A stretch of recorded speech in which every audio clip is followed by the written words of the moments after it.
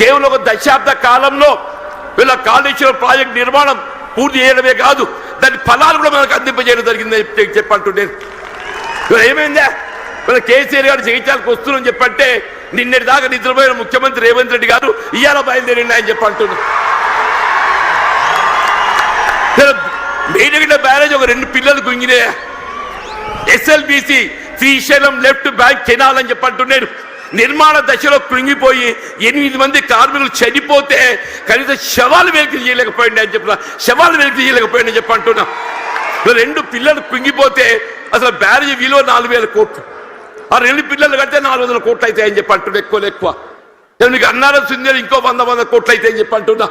ఇలా 2 సంవత్సరాల కాలం ఏదైతుందో ఏదో ప్రకృతి సహకరించింది అదృష్టం. మన కరువు సమస్య ఉత్పన్నం కాలేదు.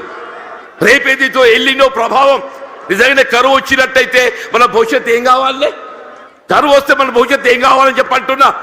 అదే పెద్దలు కేసీఆర్ గారు ఏదైతే జగిత్యాల పట్టణానికి వస్తున్న సందర్భంగా రేవంత్ రెడ్డి ఏదైతుందో నిద్ర లేచినట్టు నటిస్తుందని చెప్పి అంటున్నా.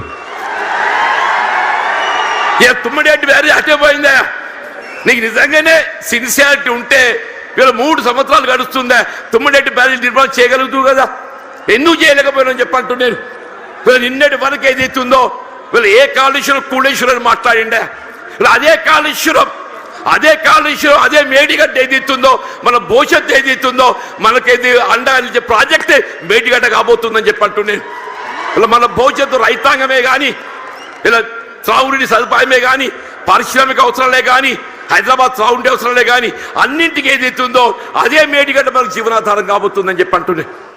వాస్తవం చెప్పాలంటే ఇలా కేసీఆర్ గారి యొక్క విజన్, వారి యొక్క దూరదృష్టి, మన తెలంగాణ రాష్ట్ర ఏర్పాటు సాధన కొరకు మరి ఉద్యమించిన నాడు కరీంనగర్ జిల్లా కేంద్రంగా వారు టీఆర్ఎస్ ఆరంభింపజేయడం జరిగిందని చెప్పంటున్నారు.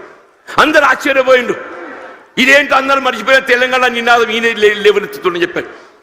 ఒంటరి పోరాటం ఆయన ఒక్కరు బయలుదేరితే యావత్ తెలంగాణ సమాజం ఆయన వెంట నడిచిందని చెప్పంటున్నాం. యావత్ తెలంగాణ సమాజం ఆయన వెంట నడిచి తెలంగాణ సాధ్యమైందని చెప్పంటున్నాం. అదే తెలంగాణ రాష్ట్ర నిర్మాణం కొరకు ఏదైతుందో దశాబ్ద కాలం పాటుపడ్డారు. ఇలా కాంగ్రెస్ వచ్చి ఏదో మేలు చేస్తా చెప్పి అనుకున్నామే, అది పక్కన పెట్టిండే.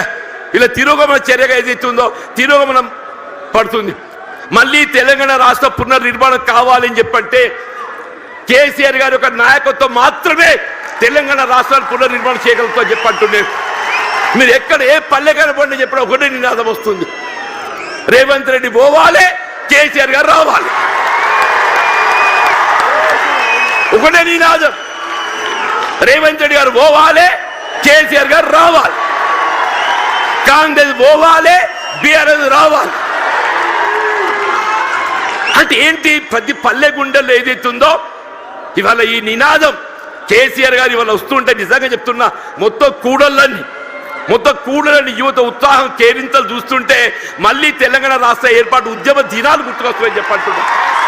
అలాంటి తెలంగాణ రాష్ట్ర ఏర్పాటు ఉద్యమ సమయంలో కేసీఆర్ గారు నడుస్తుంటే యువత కేరింతలు ఏ విధంగా ఉండేనో ఇవాళ కేసీఆర్ గారు జగిత్యాల పర్యటన ఏదైతుందో మళ్ళీ అదే కేరింతల ఉత్సాహం యువతలో కనబడుతుందని చెప్పంటున్నాను.